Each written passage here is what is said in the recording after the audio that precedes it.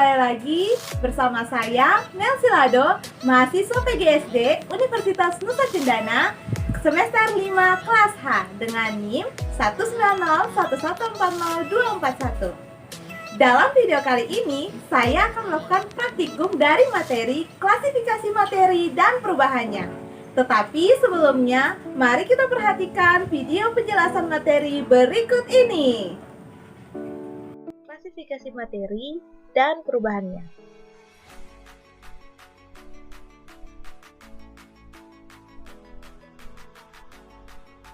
Materi adalah suatu yang mempunyai massa dan dapat menempati sebuah ruang. Materi berdasarkan wujudnya dapat dikelompokkan menjadi zat padat, cair, dan gas.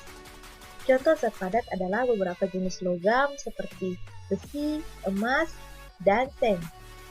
Air, minyak goreng, dan bensin merupakan contoh wujud cair. Contoh zat berwujud gas adalah udara, asap, dan uap air.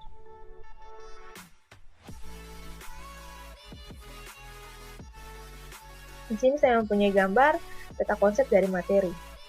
Materi terbagi atas dua, yaitu zat tunggal dan campuran. Zat tunggal terdiri atas dua, yaitu unsur dan senyawa. Kemudian campuran di sini dibagi atas dua, ada campuran heterogen dan homogen. Campuran heterogen terdiri atas koloid dan suspensi, sedangkan dalam homogen terdapat larut. Gambar di samping ini adalah gambar dari zat padat, cair, dan gas. Yang pertama ini ada gambar es batu, air, dan juga air mendidih. Sini ada perbedaan zat padat, cair, dan gas. Yang pertama, zat padat mempunyai bentuk dan volume tertentu, jarak antar partikel zat padat sangat rapat, partikel-partikel zat padat tidak dapat bergerak bebas. Sedangkan zat cair mempunyai volume tertentu tetapi tidak mempunyai bentuk yang tetap, bergantung pada media yang digunakan. Jarak antar partikel zat cair lebih renggang. Partikel-partikel zat cair dapat bergerak bebas, namun terbatas. Sedangkan zat gas tidak mempunyai volume dan bentuk yang tertentu. Jarak antar partikel gas sangat renggang. Partikel-partikel gas dapat bergerak sangat bebas.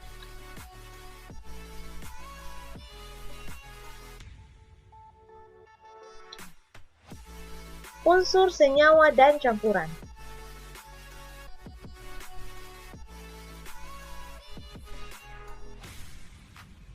Unsur merupakan zat tunggal yang tidak dapat diuraikan lagi menjadi zat lebih sederhana dengan proses kimia biasa.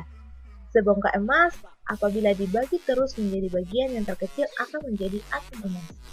Contoh unsur antara lain yaitu besi, timah, seng, tembaga, dan nikel. Unsur di alam dapat dibagi menjadi dua jenis, yaitu unsur logam dan non-logam.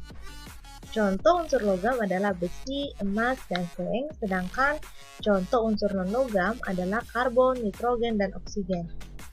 Di sini terdapat perbedaan antara unsur logam dan non-logam. Kalau logam berwujud padat pada suhu kamar kecuali raksa, tidak ditempa dan dapat direnggangkan, konduktor listrik dan panas. Non-logam ada yang berwujud padat, cair, dan gas, bersifat rapuh dan tidak dapat ditempa, non-konduktor kecuali grafit. Senyawa terdiri atas dua buah unsur atau lebih. Senyawa merupakan zat tunggal atau murni yang dapat diuraikan menjadi dua atau lebih zat yang lebih sederhana dengan proses kimia biasa. Misalnya, air yang memiliki rumus H2O dapat diuraikan menjadi unsur hidrogen H dan oksigen O. Senyawa terbentuk melalui proses pencampuran unsur kimia. Ini ada contoh senyawa sederhana dan unsur penyusunnya.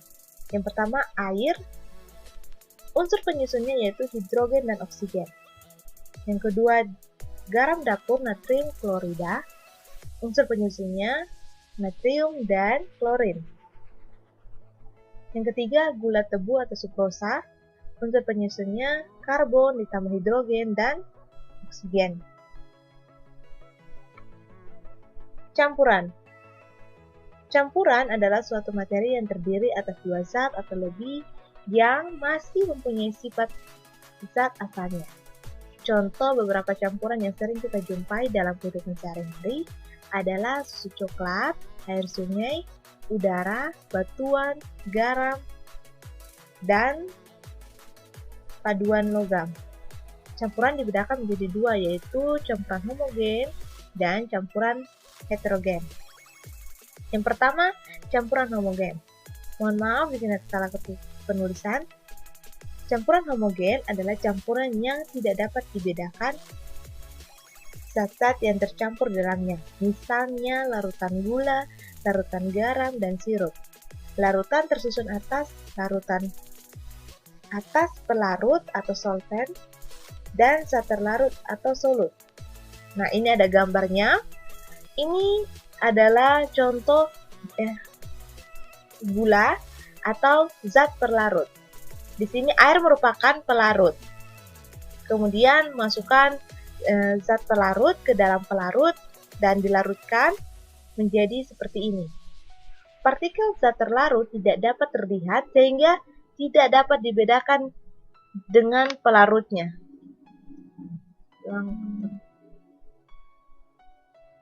Asam.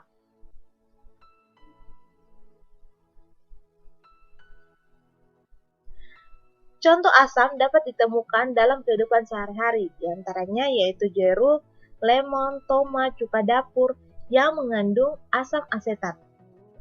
Aki pada kendaraan bermotor yang mengandung asam sulfat, asam klorida yang terdapat pada lambung kita yang berfungsi membantu proses pencernaan bahan makanan dan masih banyak lagi. Berikut ini ada ciri-ciri atau tanda dari larutan asam. Yang pertama, rasanya masam. Tidak boleh dicoba kecuali dalam makanan. Dapat menimbulkan korosi, mengubah kertas lakmus biru menjadi lakmus merah. Ini kecuali sudah melakukan percobaan, yaitu larutan asam dapat mengubah lakmus biru menjadi lakmus merah. Berikutnya, basa. Contoh benda yang mengandung basa ialah sabun mandi, sabun cuci, sampo, pasta gigi, obat mah, dan pupuk. Berikut adalah sifat-sifat basa. Yang pertama, mempunyai rasa agak pahit, tidak boleh dicoba, terasa licin di kulit, mengubah kertas lakmus biru, kertas lakmus merah menjadi biru.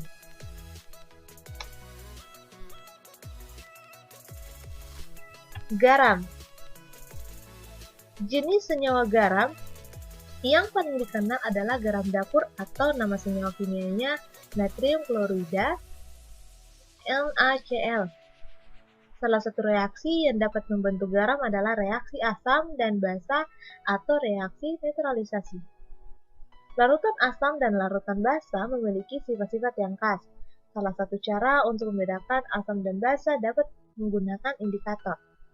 Suatu indikator asam basa adalah suatu senyawa yang dapat menunjukkan perubahan warna apabila bereaksi dengan asam atau basa.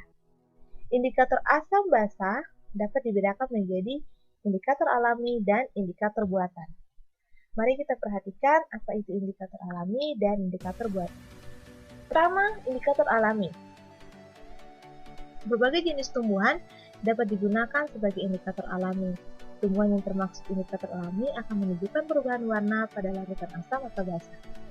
Contohnya yaitu ada kunyit, bunga mawar, kubis merah, kubis ungu, dan bunga kembang sepatu.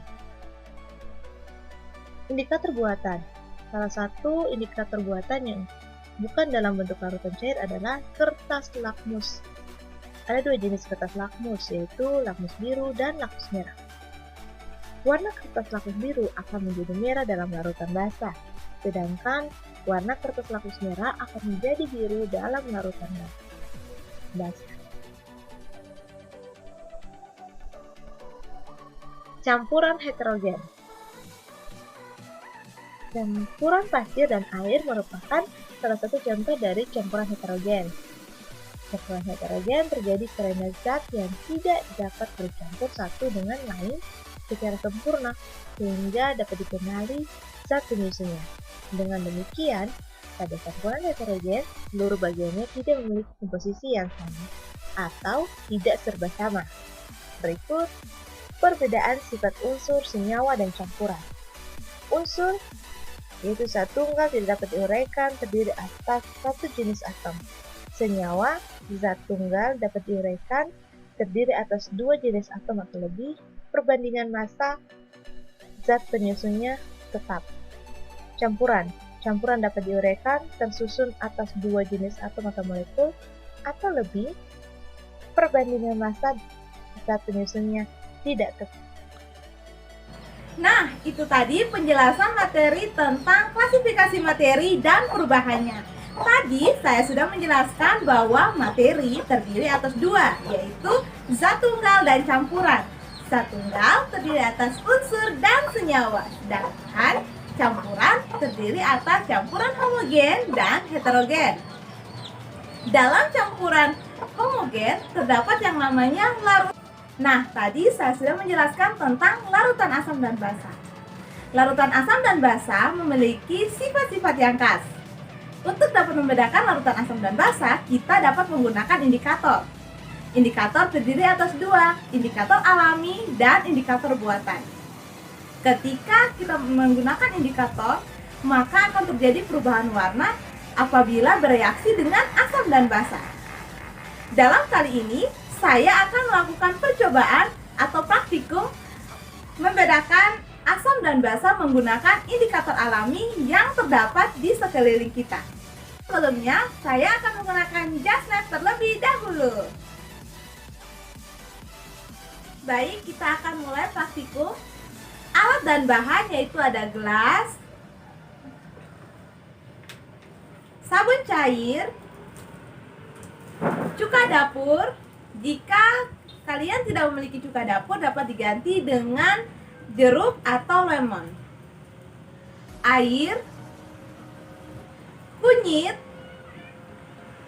dan juga daun jati.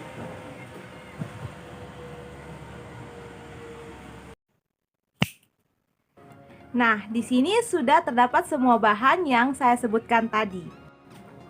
Yang pertama kita lakukan adalah menuangkan sabun ke dalam gelas.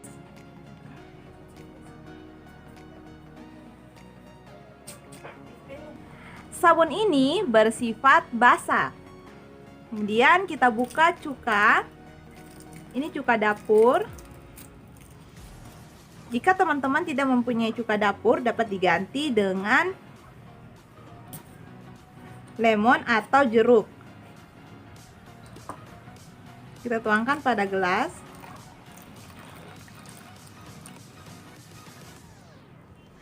Cuka ini bersifat asam. Kemudian langkah selanjutnya, kita haluskan kunyit. Nah, ini kunyit yang sudah saya haluskan. Kita akan ambil ekstrak dari kunyit ini. Kita tuangkan air secukupnya.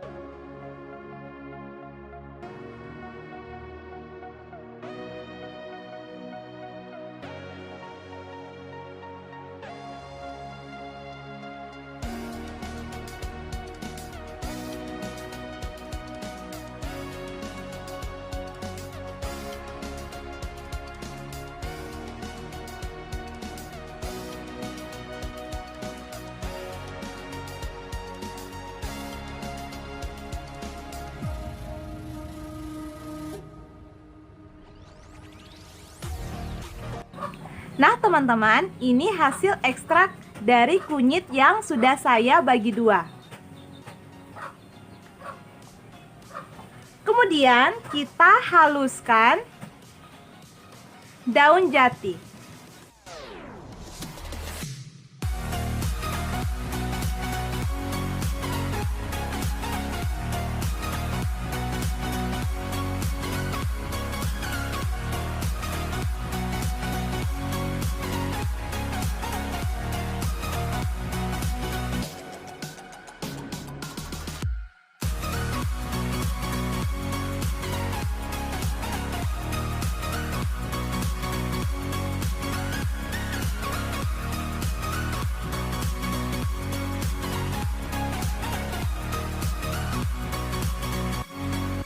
Nah, ini daun jati yang sudah saya haluskan.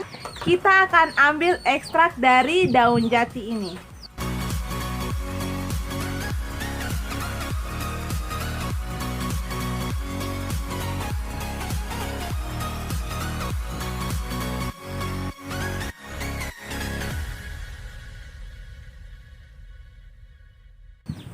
Nah, ini hasil ekstrak dari daun jati. Sudah saya bagi dua.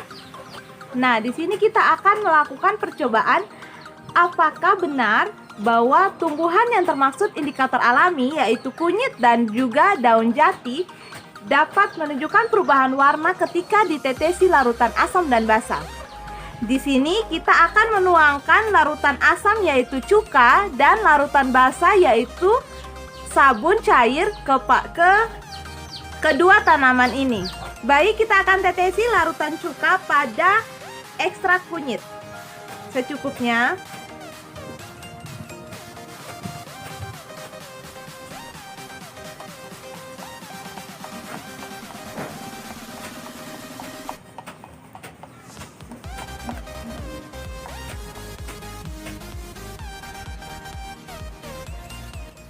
Dan sabun cair pada ekstrak kunyit. Pertama, kita lihat warna sebelumnya seperti ini. Kita tuangkan sabun cair.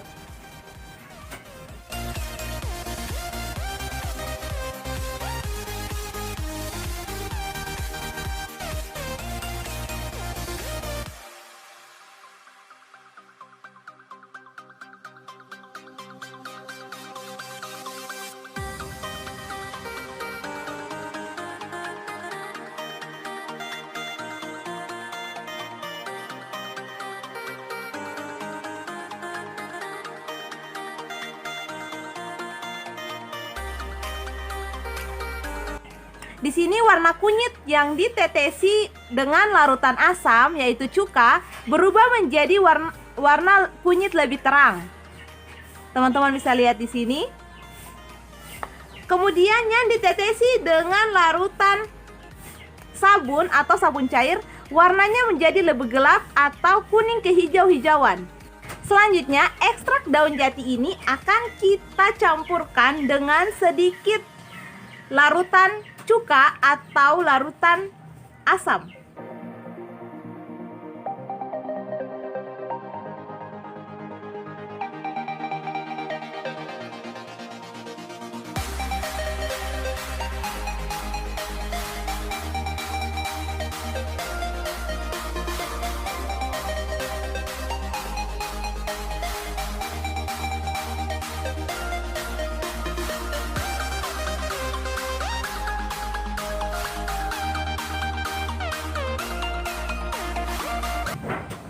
Kemudian yang satunya lagi kita campurkan dengan larutan basah atau sabun cair.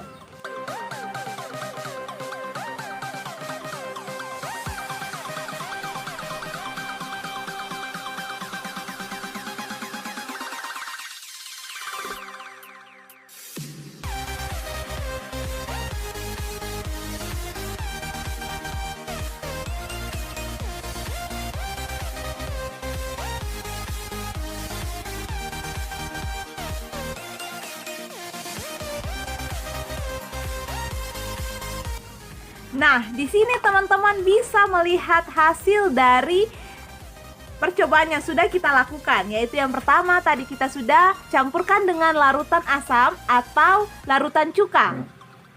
Di sini terjadi perubahan warna. Warna dari daun jati, ekstrak daun jati tadi berwarna merah merah terang, tapi di sini menjadi pudar. Teman-teman bisa lihat. Kemudian yang kita campurkan dengan larutan basah, warnanya menjadi merah kehitaman. Teman-teman bisa perhatikan di sini menjadi merah kehitaman. Ini dua percobaan yang tadi sudah kita lakukan.